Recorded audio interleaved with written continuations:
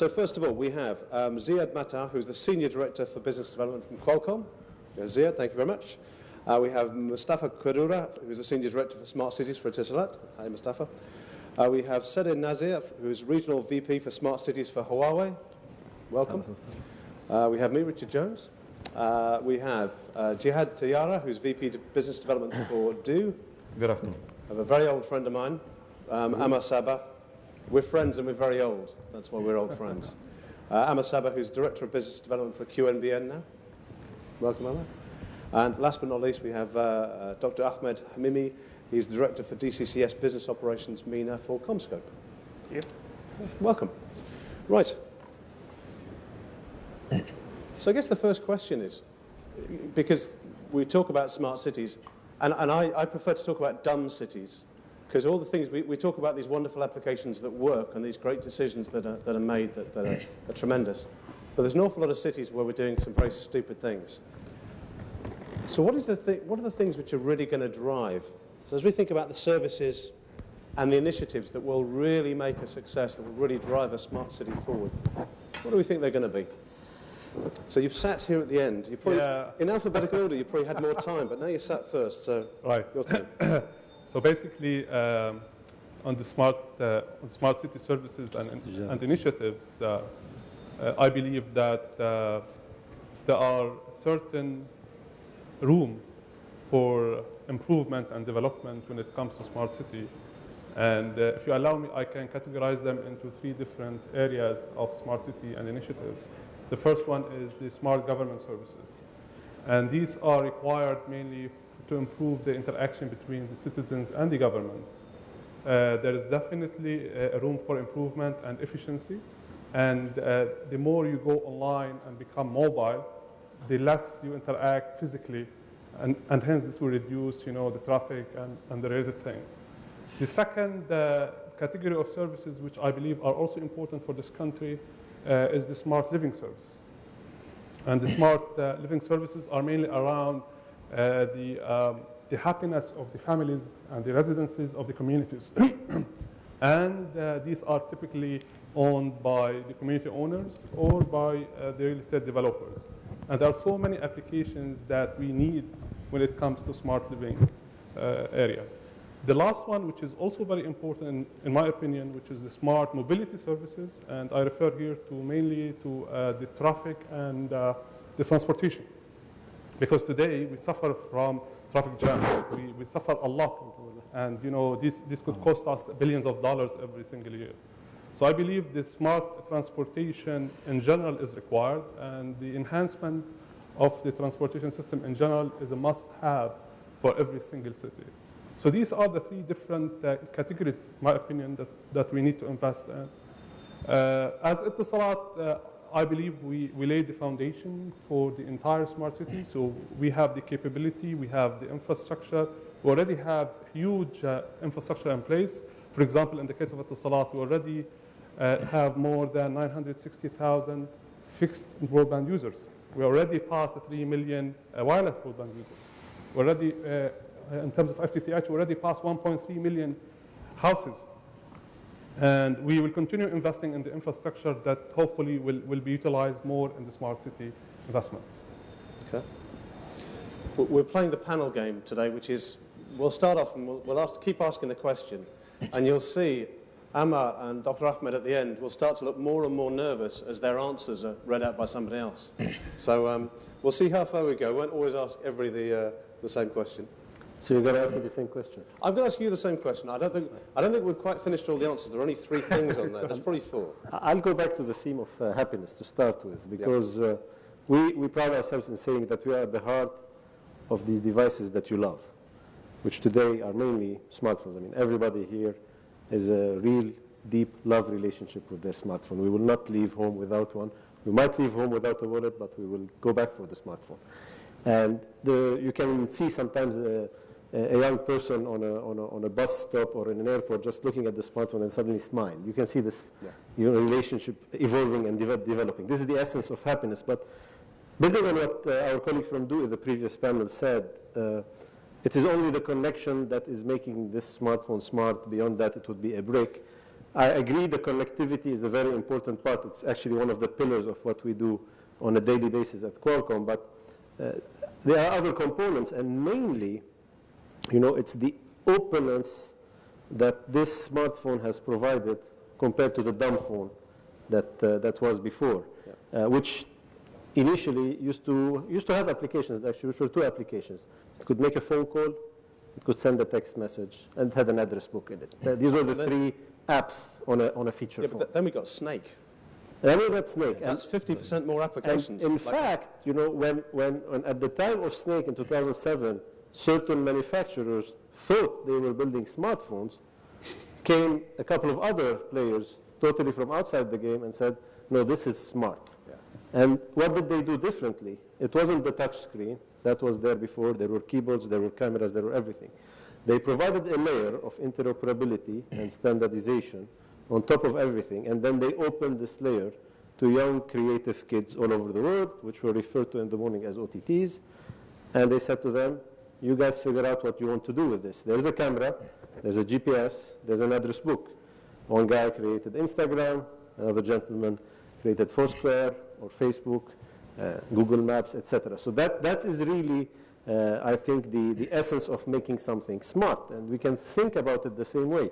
We can categorize smart city services today, we can catalog them, we can create 1,000 applications by government services, as Dr. Aisha said, referring to His Highness. But in fact, it is the moment when we open it up, then we will be actually amazed by the possibilities.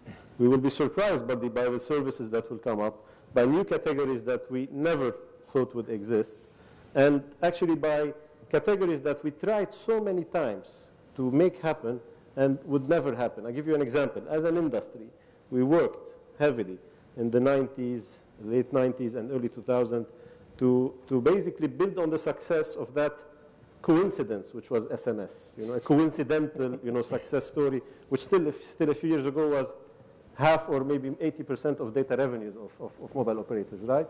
And then we tried to create MMS. What a miserable failure, right? And then we did RCS, and IMS, and it never worked. But then WhatsApp came, and today it does exactly everything we have spent billions of dollars trying to do collectively and never worked. So the idea from our perspective is create this layer of interoperability, of openness, make sure it all works together very well, similar very much to the IT space where things are relatively opened up, and then let the developers, let the innovators, let the entrepreneurs build on top of that. There may be an interesting question when you think about this open data, that at the moment, for classic operators, they're very concerned that other people are using their highway and making money.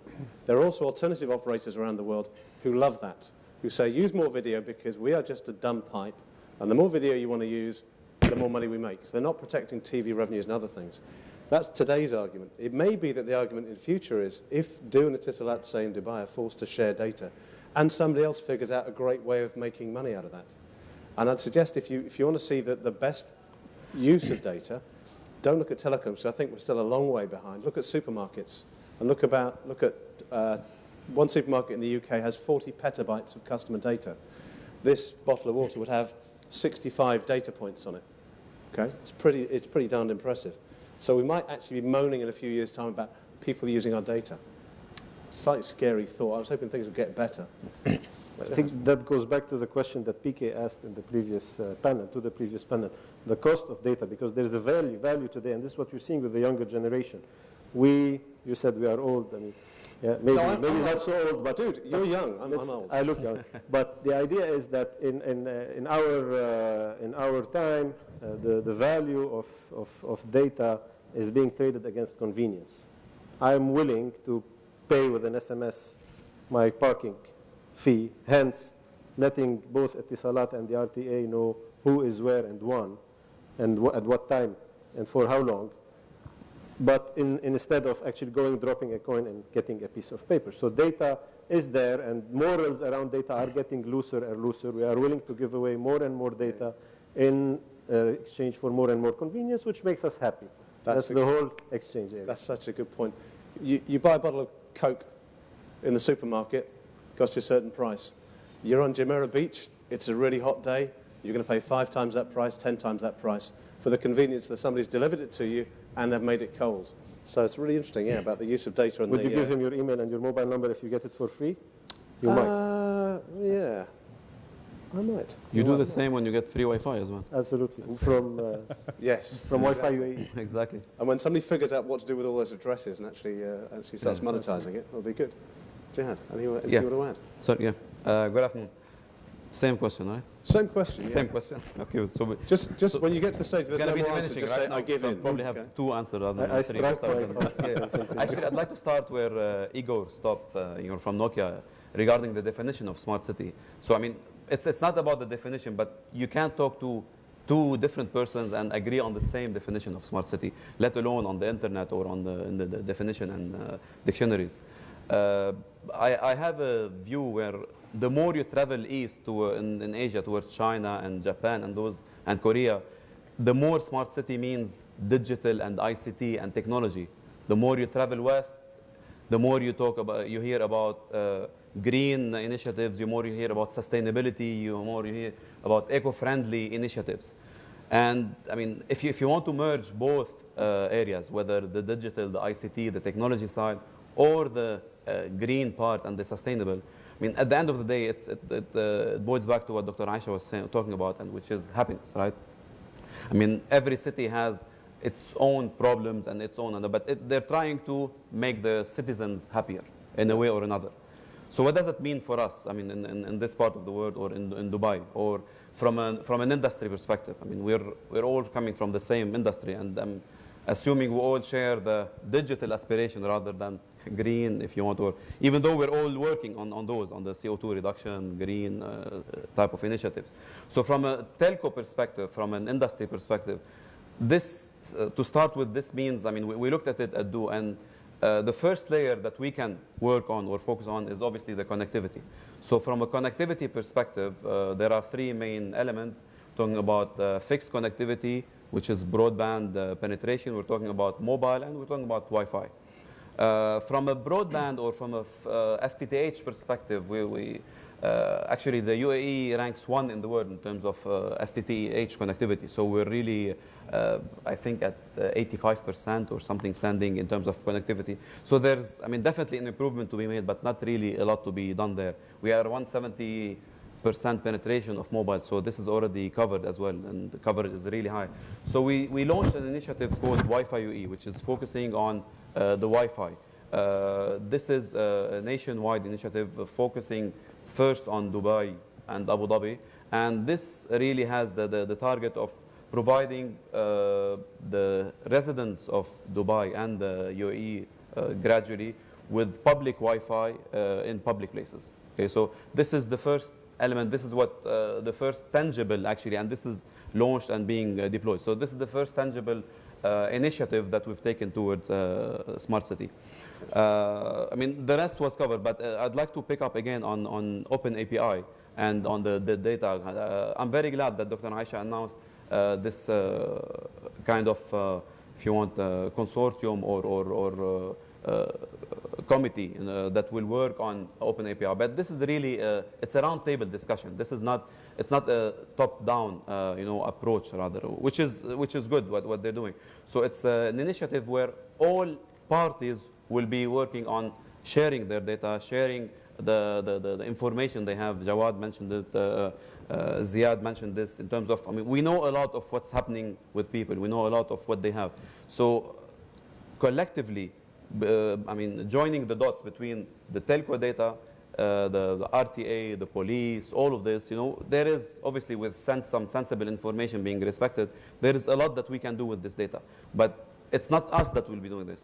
So this is the public that will be doing this, and this is what PK picked on. So there needs to be a model where this data is shared with the public, and they are really creative. I mean, I was in Barcelona last week, and the mayor of Barcelona was talking about, I don't recall the number, but the majority of the application being developed are developed by the public. It's not the government that's doing this. So the government's role is to really lay the foundation, lay the ecosystem, the rules, the regulation, and let unleash the creativity of the public. Yeah.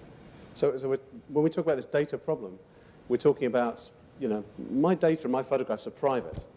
They're not your copyright. You can't share these. this is my data. But if there's an accident, or there's an emergency, or there's a security threat, I really want you to have my data. That's absolutely fine.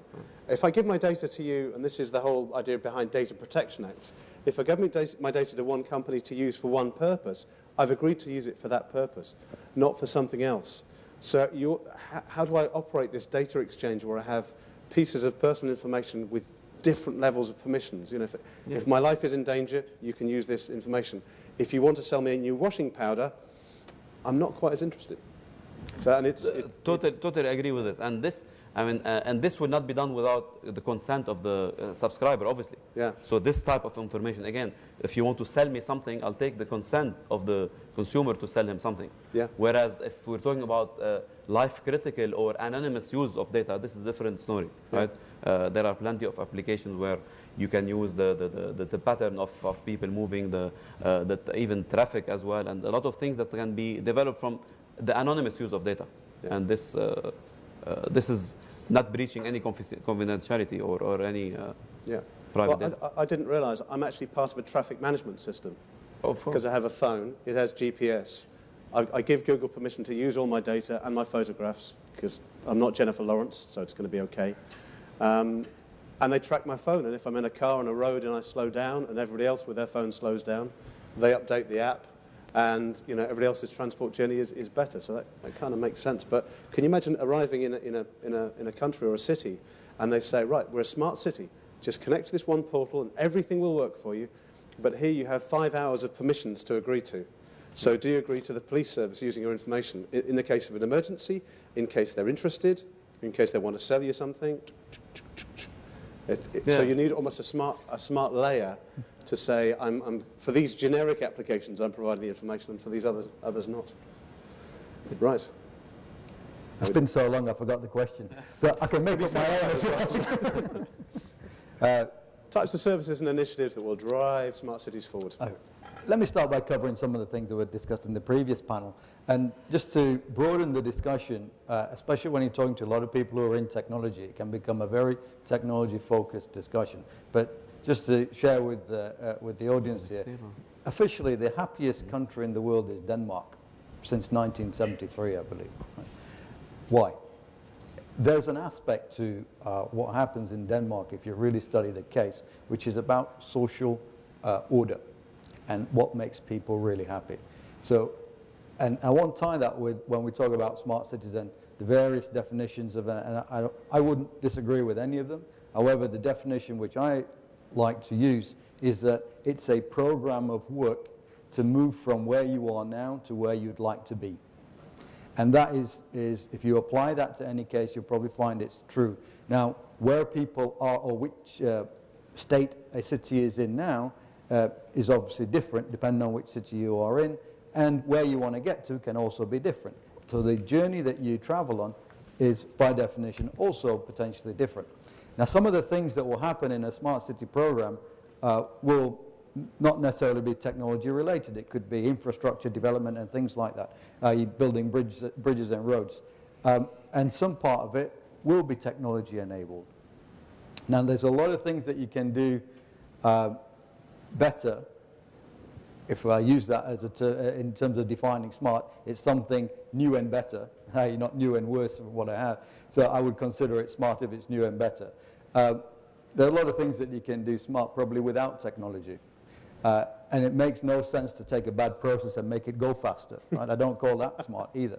No. So if we combine all of these things in terms of really having a holistic view of what is smart, what do we really want to achieve, and I can say one of the reasons why people in Denmark are happy is probably because they don't work very much and they're very highly paid. Right? So there's aspects to social order, and that's part of an important element which I didn't hear discussed in the previous panel either, that we need to keep in the back of our mind that certainly any government or city running a smart city program and also developing a smarter country needs to keep in mind there's a social aspect to that. How are we including the citizens? And how are we getting buy-in from the citizens and engagement from the citizens? And I'll tie that with the data discussion. So one of the concepts which I like to talk about is an urban innovation platform, right, where we've got open government data along with operator capabilities into a a platform where we can allow developer talent to develop new apps for us. And that engages citizens, one. It makes people involved in the city and making things better. Right? So that's partly a challenge, citizen engagement or resident engagement in countries. Just think let me about finish my sentence. In countries where you've got a large transient population, right? This is the challenge. And within this region, there are probably 4 mega trends which are slightly different from Europe. And 2 days ago, I was with Dan Boyles, who's the MP in the UK, who runs the Smart Cities cross-party committee for the UK. And when I consider some of the things happening in England versus what's happening here, we wouldn't consider that particularly smart. So the I'd say four key mega trends in this region is you've got a large transient population, you've got a very large youth population, economic diversification is key, and what we've got in terms of these 3 elements, I want to pick on 2 of them in particular. It was 4. There were 4. I'm going to come to the 4. I'm saving the 4th one for a special occasion. In terms of economics, what we've got, if I give the case of Saudi, for example, you've got a fall in oil price, you've got an increase in demand of electricity by 40% over next by 2020, which means that more of the oil that you produce is going to be consumed in producing electricity. So you've got increasing costs and reducing revenue. I will come to the 4th one in a minute. The transient population. When you remember it. That's absolutely. I'm getting old. I'm joining your club. Right. So the transient population part, in terms of getting people involved, is a tricky challenge, especially where you've got more than 80% of the population, people, all of us on this panel, who may have been here a long time, but are still not necessarily going to be here forever. Addressing this part of it and getting the citizen engagement in this region is very different from in Europe. A lot of the smart city programs in Europe or the US have been driven by an energy challenge. So a smart grid program started out where you built out some infrastructure and then you said, well, what else can I do with it? Right? And whereas in this region it's quite different. Although energy is becoming, quite surprisingly, even in Saudi, energy is becoming a challenge, right? Because they've got something like $80 billion of investment planned, right? We'll get to address that. I have just a challenge question for you, though. What was the 4th one? Well, yeah, no. I have 2 challenge questions for you. By the end of the session, the 4th question was. But remember, it was great to see gentleman from Hawaii before talking about something people have been discussing in the region for a little while, and that's that you get a new version of this software on this every day sometimes. And if you get into the framework's 200 NGOS ETON processes, it takes 6 months to work through them. So how can we work in a much smarter and cleverer way? So yes, it's great to have citizen applications. And I think in terms of engagement and great stories about what's going on and good ideas in a city, it's fantastic. But at the same time, when you then try and get those to work in an integrated way, when you've got telco infrastructure and people with different systems, different pieces of data, life gets quite exciting, I think. So I'll give you a moment to think about your 4th point, and we'll come back to it. I'm saving it for the next round. Okay. Well, you might have left Ammar with a point to make, you see. This is the interesting thing. Anything to add on this? I will start to talk about the smart services that are a must. Water and electricity are critical resources in the Middle East and North Africa. So smart utilities is a must to conserve energy, conserve power, and there's a huge waste of 20 to 30% of the resources being wasted in all type of activities. The second one is commuting that Ziad has mentioned. Commuting, we're spending a lot of time on the roads with smart transportation, with telecommuting, real broadband that people can, and with what Dr. Aisha has mentioned about planning your trip the minute you arrive to the country in the airport or the minute you wake up in the morning. This is very essential, which leads to my second point. I don't think smart city is a luxury. I think smart cities is a must for every city in the Middle East and North Africa, because you really need a lot of these services. And there are levels as smart cities, where Dubai and I believe Qatar are going to almost an extreme level to have a truly the best application, best services. I believe in Qatar we have done a little bit extra in terms of open network. What we have done, the vision by the leaders of Qatar, putting an NBN network, we have provided it to the operators, and we have to make sure that every citizen in the country will have broadband access to their home. That has a certain advantage, but the other advantage is we have provided a retail license, so we can provide any two people, any company, the fiber connectivity between the two locations. They can run, be innovative, so it's a truly open network. Some people love cloud and love the OTT, and some people love security and love privacy. So we enable both parties.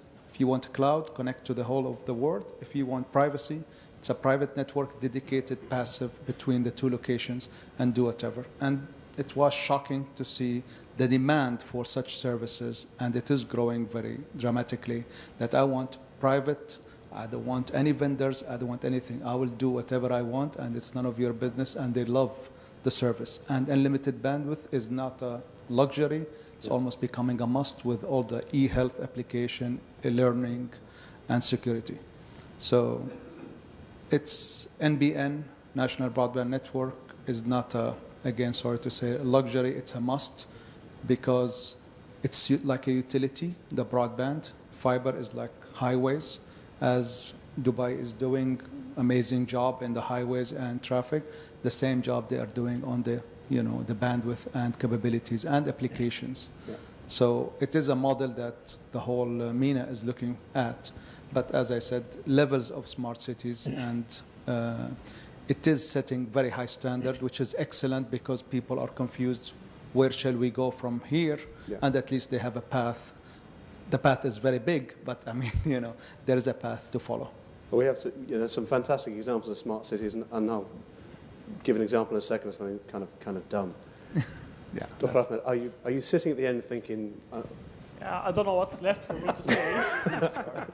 I bet you've got something, but you know what? You get first crack at the next question. So. That's good. So, in fact, like smart city, I agree with everyone. Everyone has different definition for smart city. But I think what sums it all is smart cities has to be simple, efficient, and it has to be So it's simple. 1,000 applications on your smartphone if you're smart enough to use a smartphone. So my grandmother's excluded now. Exactly. So you have to include everybody in the simple. So it has to be simple for everyone. And I think that's the vision where, like Dr. Aisha was mentioning, the vision of the government is not to have like 1,000 applications all installed in your device, and you try to browse all these different applications to find the one that serve a certain area, and then the other one that serves the second one, and so on. So definitely simplicity and efficiency in the heart of that. That goes beyond saying that efficiency will definitely be in everything. Most of us in the room here in the telecommunication industry. But I agree, when you look at the western side of the globe, you will see that they are more focused on resources. We are building all these cities that requires a lot of resources, requires a lot of power, requires a lot of data. You need a processing for the data. So definitely efficiency is in the heart of this. When you look at a top view on a smart city, you can think about yourself taking a journey, landing in Dubai airport, doing everything that wonderful that you can do in Dubai. All the way, I would say, maybe to like a safari in the desert, right? You would like this to be all very streamless process for you, very easy, which I agree with everyone would require that all the borders between all the different stakeholders to go down as you work seamlessly together. We agree with Ziad when he mentioned that we don't know what the services is going to be. Once we open this smart city platform, who knows what's going to happen? Did any of us here expected what the smartphones will do to us? No one. I still remember the days when we have limited number of users of mobile phones, and if you have your mobile phone and somebody tires is flat, you stop and give him the phone to call someone. So I'm not that old enough to say that I'm from very old generation, but I live these days. So what it could be the potential services that we're going to see in the smart cities, unlimited. We don't know what it is. Yeah. But what we need to do is we need to think about that today. We need to think about this is going to be unlimited. For what, what we're building today, we have to provision for the future that we know 3-4 years from now and the unknown for us. I think this is going to make us have more kids, to be honest. I've got 2 sons. I refer to them as technical support. So if there's something I can't use, they're going to know how to do it. So one of my sons is Apple support, because I don't touch anything from Apple. And the other one's he does TV and media type stuff. But also, they're the ones who are going to teach us how to use these connections. There's some great examples there about these are the guys in the future who will be developing the new applications that change the way that we live, change the way that our businesses has operated very quickly. $45 million of SMS revenue in Oman disappeared like that as soon as WhatsApp appeared. 5% of the world traffic, 24 people in the US becoming $19 billion. And what was that great phrase this morning? We have lots of revenue but little value. They have no revenue and huge value. There's something wrong here. Dr. Ahmed, would you like to have a first attempt at a question rather than having to go last? See if I can succeed in answering the question. Okay.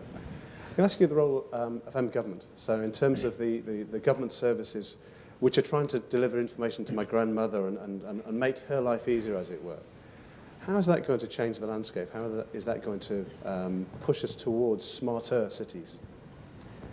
That's a very, very good question in terms of... It's not my question. I got it from the guy who was going to do this, just to be clear. It's definitely, there will be a challenge for us. I mean, it's definitely, there is a large portion of the population, I will say, especially in some of the countries. Of course, for the UAE being, at the edge of the technology, most of the population have already exposed to the technologies. They can use applications. So that's not necessarily going to be a challenge for countries like the UAE. You might have some percentage, for people who is not accustomed for this application. But in many other cities, that will be a challenge. You believe it or not, in the Western region of the US, you have so many people, even though it's US, there is so many people who doesn't know how to use smartphones. Actually, some of them refuse even to change to a smartphone. So definitely there will be a part of the government responsibility to develop some programs to allow people to get the minimum level of knowledge and familiarity with using what is available for them. So I see that being a role of the government for sure. I can see some learning points coming out of this. That, for example, if we want to make Dubai the happiest city in the world, we get a load of Danish people to come and live here because they're already happy. Right, and so that's going to beat that metric, and this concept of forced migration from copper to fibre, say, that's always an interesting thing to do. But it's a good one because when you've done it completely, you get these massive OPEX savings. We can have a forced migration from dumb phones. So if we see anybody in the street with an ordinary Nokia like from 10 years ago, we just tell them to upgrade to the new Nokia or the new Apple, etc. Ammar. I mean, government has 2 advantages for the government themselves, that it makes convenience for the citizens. It more efficiency because they can do it without creating traffic or without having a lot of employees in the office to serve every individual, and to the individual who will love to do everything at their desktop or at their home. Again, I'll go back to the point. I don't think it's a luxury. I believe it's becoming a must. It's, not only we come to Dubai and see this, but the whole region, it's moving towards government. It also kills something which is sickness a little bit, corruption. Because not having to deal with individuals make it much easier to handle the machine with efficiency, with the clear instructions, with a clear thing. Again, GCC is very advanced on this, but we're talking about the MENA region. So it is a must that all of us has to move to an government solution, and it'll have advantages across the whole board. So we're going to have 66% of people in the world by 2050 living in cities. 50% of the total world GDP came from cities in 2007. So what you're saying, in fact, what several of you said in different ways, if you have a city which is inefficient, where people are stuck in traffic jams, where they can't get to work, They're not going to be happy. But I'm just going to separate this happiness thing, because this is, you said, extreme smart city. This is an extremely challenging target. For many, a smart city that was just an engine, that just delivered money would be fine. So people aren't necessarily that happy, but you know they can get to work and back. I'm from the UK, so we're all pretty miserable most of the time anyway. There's no smart city on this earth that will make us happy. As long as we've got, actually, if we've got something to moan about, if we've got something to complain about, we're pretty happy. Why talk about this dumb city thing? In Milton Keynes, in the UK, they have a partnership with the Open University and with Tata to do smart city stuff. So I went there recently and I parked my car eventually when I found a space, and it was $30 US equivalent to park. And I went inside and they said, where did you park? And I said, down. Oh, no, you need these parking spaces down here, the purple ones. Cool. How much are they? $5. But they're all full. Yeah, you had to be here at like 8:40. By 8:40 in the morning, they're all gone. And by the way, you can't get into one of them till 8:30. So you know that traffic jam that you sat in trying to get here, where you've driven a long way pretty fast, and you suddenly get to the advanced city of Milton Keynes, you're stuck in a traffic jam because some stupid idiot has decided that there's a time limitation on these parking spaces. So everybody is now competing to get a parking space. So they're walking around saying, hey, we're a smart city. We have car sharing. We have this. We have that. Aren't we clever? No, you're creating traffic jams through a bad policy. So don't for a second imagine that by calling something smart, it's smart. Don't imagine that even doing some smart things means you can't still make some very stupid decisions. Rant over. Absolutely. Government. Couldn't agree with you more. So with any program, if we consider Smart City as a program of work, any program to be successful requires a piece of change management. And that is the part which in some countries, especially in the UK, you'll always find someone who wants to complain and write to the city council of why you're doing this. Of course, we can do a lot more things a lot faster, certainly in the UAE, but there's still an element of change management to make sure it's inclusive. And part of that is digital inclusion, training people who are unaware, bringing them into the fold, even though we're very ready in the Middle East beyond, let's say, some what people might call developed countries or developed markets, because of certain key factors. So one of the challenges that I talked about was the youth population. It's also one of the benefits, because you've got a generation of X and Gen Y people who want to consume services in a different way. They want to consume services on their mobile devices that they look at and smile, because that's the way they expect it, and that's what would make them happy. If they had to go and physically see someone, it might never happen. So you've got that. You've got a large penetration of smartphone devices, well over 50% now within the UAE. You've got high-quality mobile broadband services available in the UAE, and significantly in the last 6 to 12 months, those price packages have come down enough to make it affordable for more people. And then you've got initiatives like a Wi-Fi UAE for infill areas, so part of the inclusion of people, for people who still might not be able to get up to that barrier or reach that barrier, yet you're bringing those barriers to entry down. So the ability for the Middle East region, especially Dubai and the UAE, to lead the world is potentially great, certainly in this area. As we say, if we just go back to fundamentals of what a government or a city is there to do, it provides services primarily, right? Provide services to the people, and if it can do it more effectively, more efficiently, and more conveniently for me, then I'm probably going to be fairly happy with the services that I receive. So part of that in terms of citizen satisfaction needs to be considered, and that's the happiness index kind of helps that. It's part of citizen satisfaction, but that program of change management and inclusion of people and the social aspect to making a change, part of the change management program overall for the city, is something that needs to be considered in the government plans or any city's plans for being a successful smart city program. So there is something which is really profound. Let's just go slightly further with that. You're talking about change management. If you want to change culture in an organization or in a country, it takes years.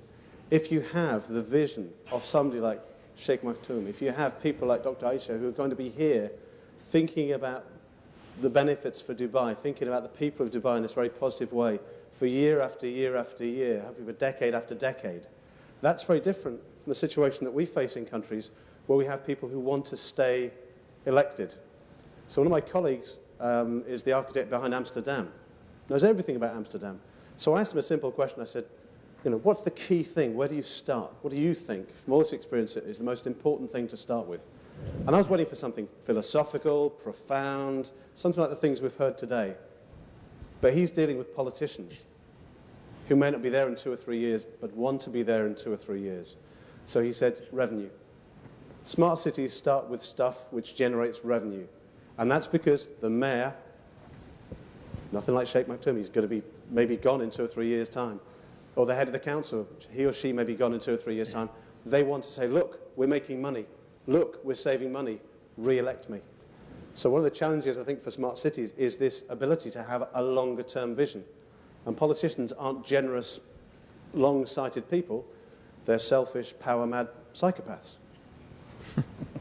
I might be a little unfair. They may be worse than that. But, you know, they're looking 2 or 3 years out. Okay. Jihad.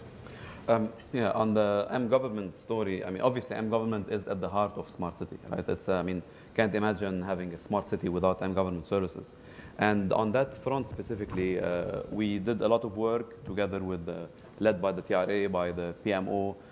This is at the federal level, the inclusion of Etisalat, a lot of players, the Ministry of Finance. We did a lot of work on establishing the ecosystem for mobile government. And this by basically enabling users to put their identity on their mobile phone, to use their mobile phone as their main identity. So a lot of challenges were there on the road. One key challenge was, yes, will your grandmother be able to use this? I mean, I'm not sure if she's here or not, but anyway, it's in terms of she's here, okay. In terms of the service. So this is not only for smartphone users. So the thought process was to enable even feature phone, as we call them, feature phone users, to be able to utilize this, whether via SMS, barcode, QR code, any type of service. So this the service should be universal and should not exclude people without smartphones. So this is not an elite type of service. Okay, so this is a service addressed to the masses. This is a service that will allow you to use your ID, your credit card, all type of services where you'll be able to identify yourself and sign documents online, ratify, verify. You'll be authenticated, verified online, and you'll be able to use this. Now, in the previous panel, there was a mention of e-government services and moving from e-government to m-government. Obviously, the UAE has done a lot on e-government. It was launched back in 2001, I think, 2001, the e-government. But is that really in place? Are the e-government services really utilized? I don't know, I mean, about the audience who live here in Dubai or in the UAE. Has any one of them went online and applied for the service? You know, this is the main challenge. So who lives in Dubai? It's mainly through the PRO. Right? Keep your hand up. Are you happy?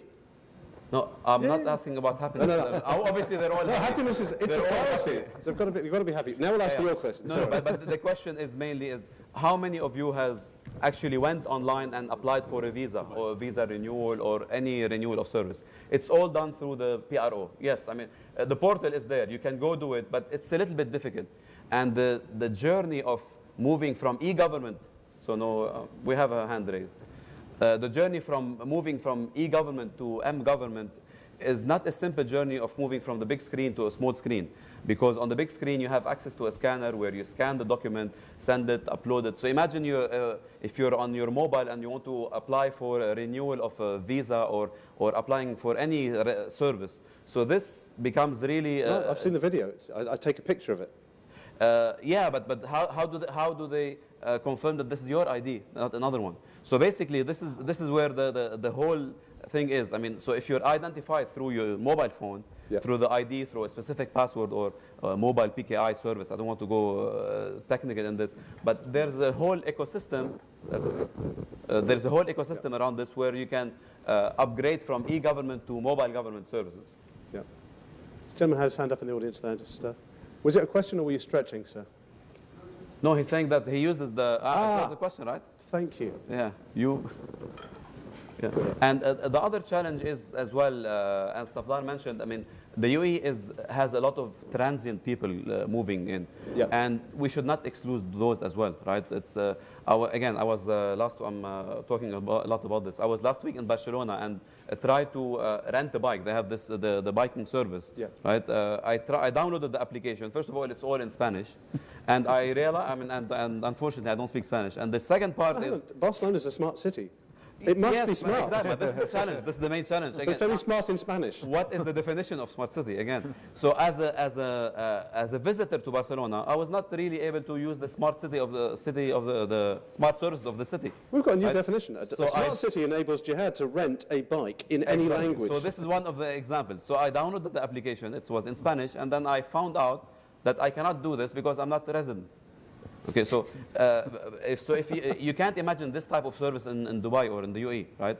With a lot of transit, so smart services, smart government services need to include those type of people moving into passing through the country. Good. So there we go, Barcelona. It's a smart city. I think you only got to step 2. I think there'd probably be about another 10 steps to go down. Yeah. So you didn't have a local bank account, sample of your DNA, blood sample. Exactly. Access relatives. to the police thing that you mentioned earlier. Exactly. I think there'd be some other things. So pause for 1 second. So if you start thinking about questions, you can get a microphone moving around you. If you've got any questions, I'll ask these two gentlemen at the end a slightly different question, just to keep them awake. And it's quite a difficult one. But if I said to you, you can only do one service, there's just one that you could do first, as it were, that would be the most convincing, that would be the most effective, that people would really start to believe in the smart cities concept, what would you do first? Other than Wi-Fi UE that we've already done? No, look, he's hating me. He's looking at me now and saying, so you've escaped. You can throw yourself in I can throw in the... Yeah, go for it. Okay, he will. No, what I told you, I mean, the mobile ID and the mobile payment thing, it really impacts people's life. So if you can do all those type of transactions from the palm of your mobile, it really has an impact. Okay. So I think that, like I said before, and I will keep my position, that we cannot say we should just provide a platform and open up things for the others actually to build upon. I want to carry from where Jihad left, because you said what the role of M government. I will take it one step deeper. What is the role of the Dubai government, considering the experiences he's had in Barcelona and other cities, he travels a lot, in actually impacting the future of smart cities around the world? Because this is exactly what it is. If we had a bike sharing service in Dubai, it would have its own app, and when we would go to Barcelona, it would be a different app, and the third app in Singapore, same for the taxis, etc. Yeah. This means when I travel on business or on tourism, or if I relocate, I have to go through another learning curve. Assuming I'm smart enough to learn how to do it here, I have to go and start again somewhere else. It's driven by governments. But exactly. I can use Uber in different countries because it's designed for one country. Exactly. So then, going back to your initial question, the role of the government, in my very humble opinion, and the company's position here is we look at it exactly, the way we look at the traditional side of our business, but also from a very enterprise-driven perspective. When I work at a company like Qualcomm, we have one gentleman, the CIO, who actually does a lot of the work behind the scenes. You probably don't know who he is. But he does a few things and does them very well that enable the rest of us to actually work and have a very smart environment. If you think about your office environment, it is very smart. You get into your office with a badge, which is touchless, and it's... Are you saying the IT department's helpful? Absolutely. In some cases, and I've seen it, it's quite impressive. You travel around the world to any office, you'll use the same badge, you'll get in. Your same username, your same password will work everywhere in the world. You can use them as single sign-on to access many services in the company. Yeah. Your data is secure. I mean, there are certain restrictions that frustrate a lot of us, but at the end of the day, considering the job, it's done very, very well. There's a reason for these restrictions. And they're not building everything themselves. They're opening it up and saying, Oracle or Microsoft or SAP or whoever, come and provide me the services that I need. So if you look at it, the CIO of the government, the CIO of the city, has a role to play, which is to guide, specify, and regulate to start with. He should say, this is what's allowed, this is not allowed, and this is how fast I would like things to happen. But he also needs to invest and incentivize the others to build, because we're saying we're going to open the data. So that is not going to happen on its own. There should be some form of investment, what we call public-private partnership, but stressing more on the public side, I think, than the private side. But also it has to be a certain effort to certify things, to secure things, so that we as citizens feel comfortable using them. Right. And then the role of Dubai specifically in the world, because Dubai is based as an economy on the flow of things in Dubai. We flow containers through Jafza, we flow airplanes through Dubai International Airport, we flow people through Dubai International Airport. It is very important that we do it right, and we do it thinking of a large scale to provide the other cities in the world the ability to build upon this and create an interoperable and a very seamless experience for the rest of the people and the rest of the cities. This takes it from a smart city to what Tony called smart country to even a smart world perspective. And the fact that mobile works today anywhere, you can swap SIMs between two phones, you can take it to Timbuktu or to Fiji and it will work, is because it has been standardized. There has been regulation by the government. There has been investment and incentives by the government, and there is a very strong degree of security and certification. At a higher level. Because when you talk about certification, yeah, I want my data to be secure, so I want a certified application. You look at the difference between Apple's walled garden and you look at Android, and you get far more problematic applications on Android, because more or less anybody can put an application on there. So maybe you want to think it's more of a walled garden, but there's more bureaucracy, it's a tougher thing to... Well, I mean, at the end of the day, it works. The same apps are ending up on the both platforms, right? It's not much difference. No, but it's the effort behind it to actually do that certification, to say we're enabling our citizens, the young people and the people in the city, to develop new applications, but they can't run them until they've gone through this testing process. And if you think about our testing processes in telecoms companies, that takes a long time.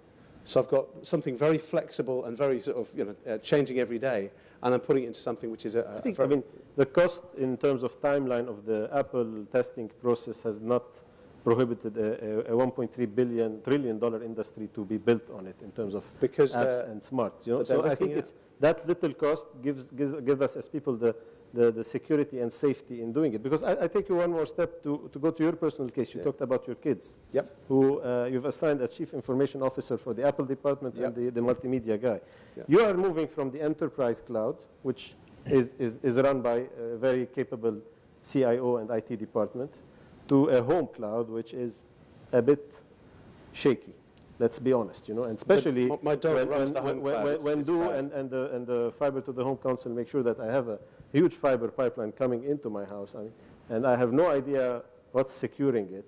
That gets you a little bit worried, right? And then you're adding a third cloud to all of this, which is the public cloud, the city cloud. So we have a home cloud, we have an office cloud, and now we have a city cloud, and they're going to merge. And you want to do it without any interoperability, any certification, any security. No. Not you. But that's what I'm saying. So while we want to maintain a certain degree of openness in order to guarantee innovation, there is a lot of hard work to be done in collaboration between the leaders, the different leaders, Ittisalat, Do, the rest of the esteemed panelists, the government. I'm not sure if there's anybody of them left in the room today.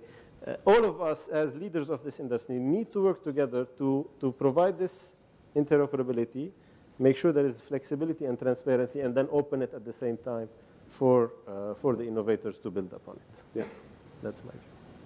Very good point.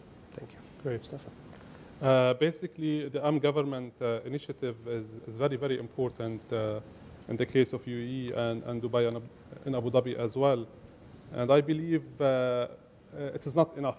I think we need to work with the ecosystem. I think we need to capitalize on the stakeholders, on somebody like Ittisalat, where they can help in providing the entire infrastructure for them.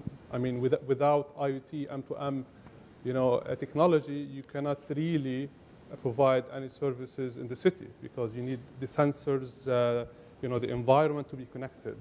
And in our case, since we have invested heavily in the infrastructure up to the cloud level, I think we will be in a very good situation to support and to help the government. So in our case, for example, we invested heavily in the infrastructure, the broadband, and the cloud, and we can literally turn on complete smart city deployment in weeks. Because we have all the fundamental elements in terms of ICT infrastructure. But of course, you need the connectivity, you need the rest of the solutions, you need the big data as well.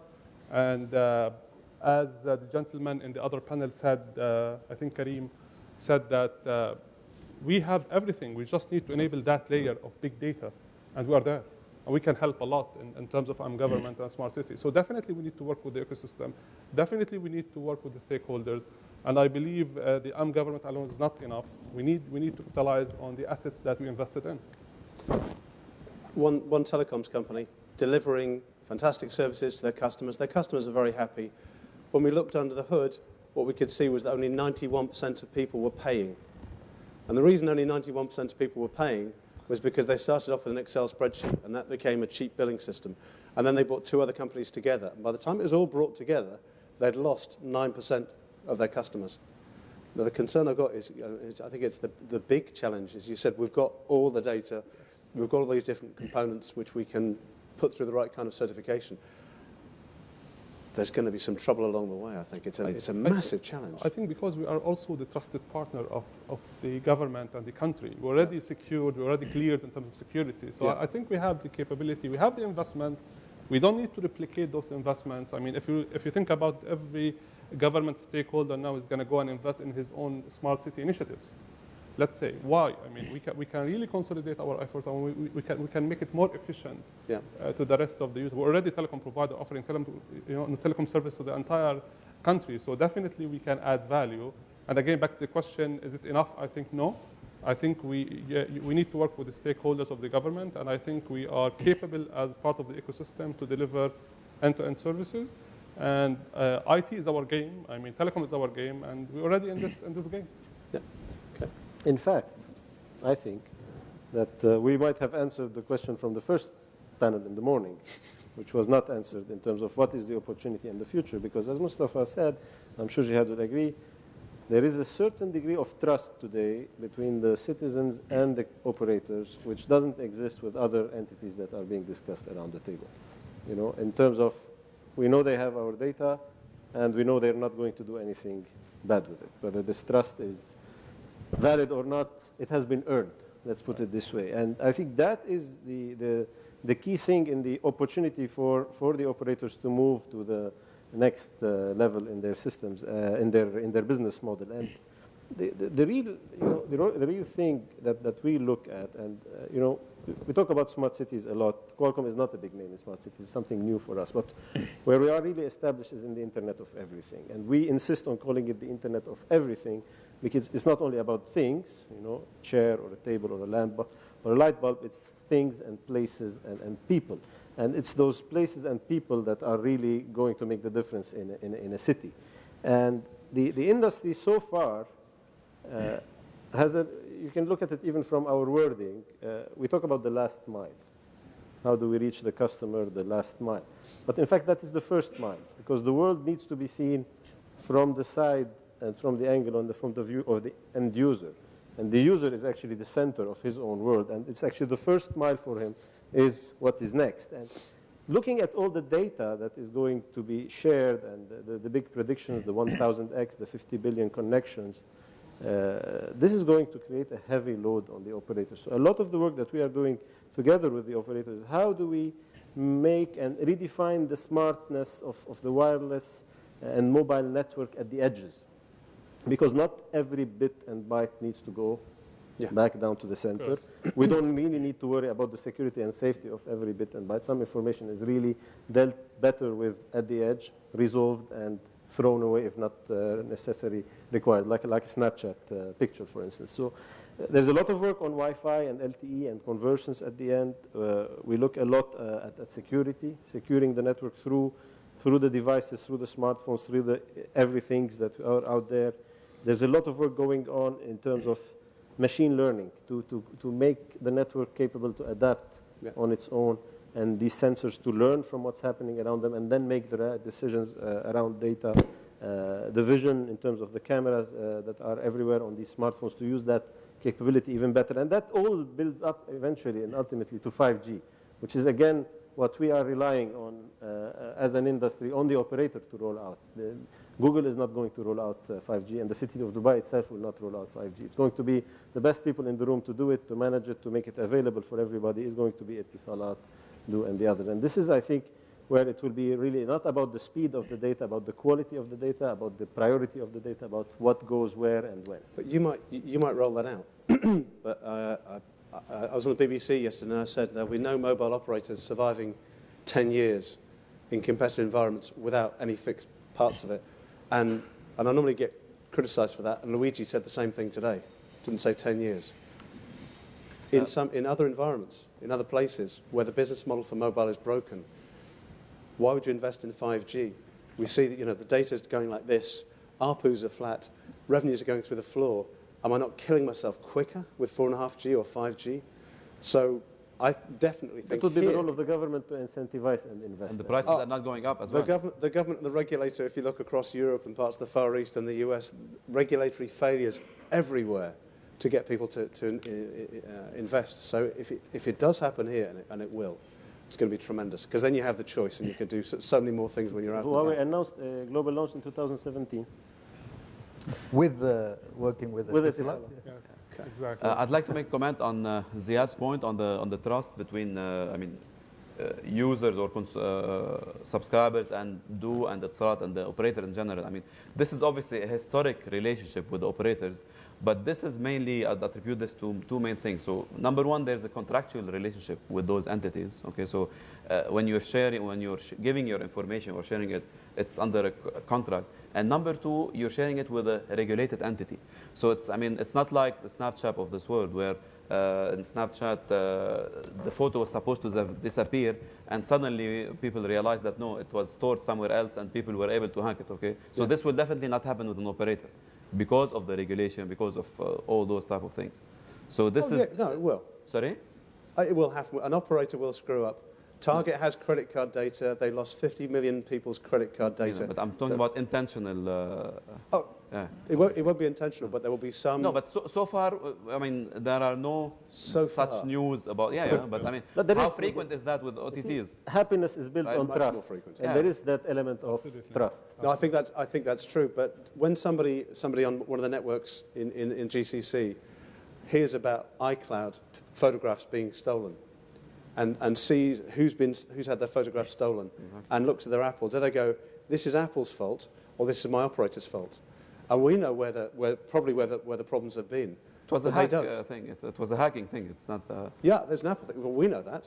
Yeah. But if somebody says, look, my phone is no longer secure, are other people, the OTTs, going to screw the trust that we have at present with our customers? Because I agree, I think the trust is really good. But as you expand and this exponential growth grows in complexity, we're just waiting for the next kind of screw up, because we can't be perfect all the time now, and this is going to be 1,000 times more complex in the future. So it's an important thing. We try to manage it and maintain it, I think, is really important. Any questions from the floor? It's late in the afternoon in Dubai. This is the typical thing. However, the floor recognises Tony Eade. Tony has been saving my ass in conferences for about 10 years now by asking intelligent questions at the right moment. I promise I will be nice today. Thank you, Tony. Yes. And now Singapore, they designing a new quarter as a pilot for their smart city, or they call it smart nation. Okay, it's all built on sensors. Okay, so my question here to Mustafa and Jihad. Okay, what the vision of the local operator in UAE of building or contributing in similar way, okay, Singapore model? I think, sorry, do you want to go? Go ahead. You are first. You're on the right, go ahead. Collaboration. You're on the right, Mustafa.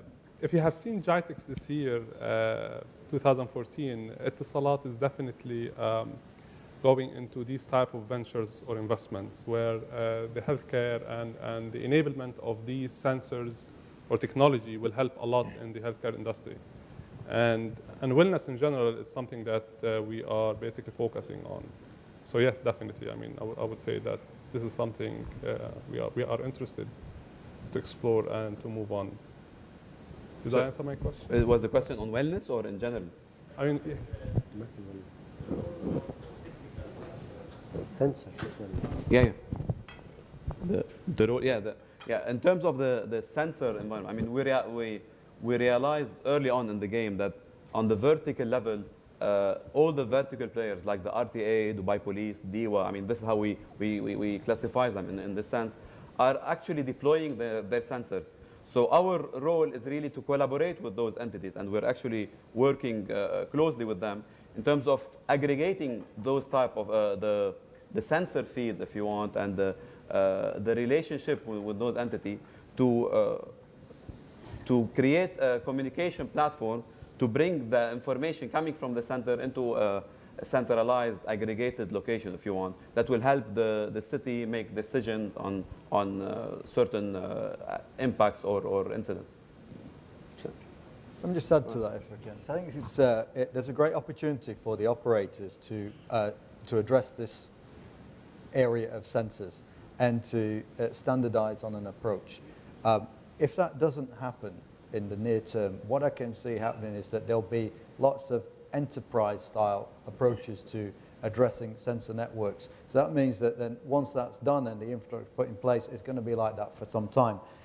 So the opportunity is there to look at how sensor networks and the IoT space overall, or IoE if you want to use that, is going to be addressed. What standards should be there? Are we going to go down the route of LTE-M, 3GPP release 13? Is that the way to go? What is the operator's position on that? And I think it's important that they can think about that and try and address it, and then make that a common approach across a city at least, and then everyone knows, which game to play. I mean, the most important part of this is to allow all those sensors to talk together. Again, we want to move away from the smart initiatives model to the smart city model, where all entities, all sensors can aggregate all the feeds together and talk together to make the city smarter. Yeah. So another question. Gentleman there. I knew you had a question. I knew you had a question. It's still stretching.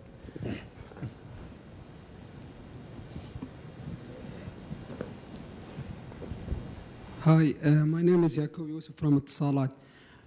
Just I have two questions for both for Du and Salat. The first question is related to the main challenge we have as operator to build the smart city. This is question number one. Question number two, as you know that Expo 2020, it's a big event. It will host in Dubai. And also we know that after 3 years or 2 years, there is the third operator that will come to UAE. What is the different, or what is the vision of the both Etisalat and Du to provide the differentiate product or strategy for the Expo 2020, if we can link it with the smart city? Okay, Mustafa, do you want to? Briefish answers. If you allow me on the challenges part, I think the main challenge in the smart city development is mainly the collaboration and cooperation between the different stakeholders of the government and the private sector, as well as the telecom and the other areas. So collaboration is important, and the open data set and the open data law is very crucial as well, because without opening those data elements, you will not be able to, to understand what's happening within the city. So I would say the smart city concept, it's, the fundamental thing is to have those collaboration between the different stakeholders. I mean, I'll detail that. Obviously, the main challenges again are, the collaboration between all entities and the regulation that will allow that type of collaboration to happen, okay? Or the regulation that will allow, again, I'll go back to the mobile government example, that will allow me to use my mobile ID to sign a document rather than physically signing. So there needs to be a set of legislative actions put in place that will allow this type of services. Okay, that's good. Second question regarding the Expo, I think this is maybe 5 years from now. This is maybe a different challenge. And specifically on the product side, Mustafa, it's a bit too early to talk about the products. Well, can I bundle Etisalat Du, together and give it as one package to the Expo customers? Yeah. And possibly a third operator by then. So you know something we don't know? Kidding. No. I'm just going to direct one last question to Ammar and Dr. Ahmed. Ammar, you've got both together. I mean, in reality, there's a national broadband network in Dubai and across UAE. It's just not called that, and it's not. There's a little bit of sort of tension there. You've got NBN, you've got smart cities. What do you think is going to be the most important first step there in really changing the way that Qatar works? What will be the biggest thing we'll notice about the way the city changes in the next few years?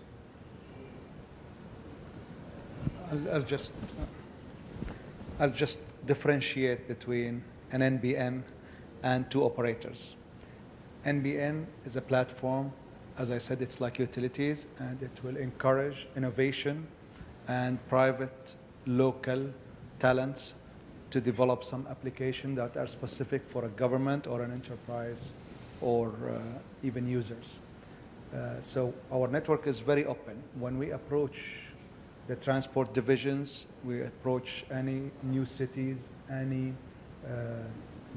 FIFA 2022, the Olympic Committee, all of these entities are so excited that they are not restricted by the applications or the services that the operator will provide, that they can innovate themselves and they can meet any standards they need, because some of the big mega projects that are happening in Qatar requires unlimited bandwidth, and currently the operators have regulated. They are sometimes slow on developing products and solutions. So they want to jumpstart this and do their own because they have their specific requirements for video, all this data that vendors talk about, the doubling of YouTube, the doubling of videos, the sharing, all the stuff. How can you predict exactly what bandwidth you need? And especially when you think about future-proof Expo 2020 and others. So we are opening our platform. We are saying, what do you want first? So I think the first application, we are really working closely with the transport department to manage the user journey from the airport to the taxi to the rail to his hotel, and have it seamlessly on one application that will come to Qatar. Whether it's over 3G, Wi-Fi, there are things that we are working on to make the connectivity. The country is all connected. So same with parking, same stuff. But this is a critical issue that has been identified as one of the first things. Maybe it's learning experience from Dubai traffic that really they want to avoid having such traffic jams, really having a seamlessly integration and visitors and residents convenience. Very good. Thanks. Dr. Ahmed, you were last. You get to be last on in the final round as well.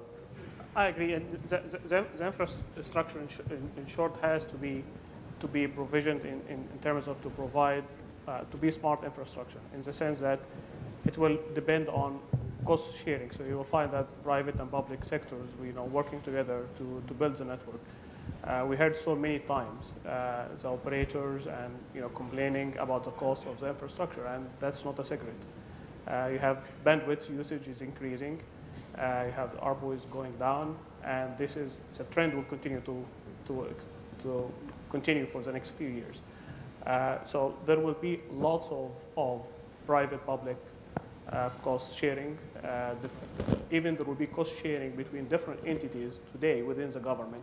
That's usually not necessarily working all together to share the cost. So you might find some, portion of the governments interested in the security, so they're building their infrastructure alone, and then you have the police building their infrastructure alone. There is lots of synergies that can be, addressed to allow cost to go down, and at the same time, allow all these bandwidths that everybody is looking for to be able to build all the services that we know today and the services that we don't know today. I think the overall impression, certainly from this panel, is about the level of, if you think about Dr. Aisha and Sheikh Maktoum's vision, it's the vision that drives this. It's that political power aligned with what you're trying to do, making sure you get the right result. And again, I'll go back to dumb city thinking. In Australia, there was a decision. 200,000 medical consultations must be done electronically. So you have to have somebody at one end of a camera, and you're discussing with the doctor. And Australia is huge. and the government decree this, and that's great. But a doctor doesn't get paid for a consultation electronically. They only get paid if the person turns up. So it's not just going to be about, I think, this idea of the fantastic technology which discusses, which was able to exchange data between itself. It's this second party, this vision and this political will, which I think some of us in parts of the world are totally lacking. And this third piece, which is the strategic thinking about the way you measure performance, and you link all these pieces together with the way people work, the way that they live. I wonder if you'd like to join me, please, and thank a very interesting and entertaining panel. Thank you very much, gentlemen. Thank you.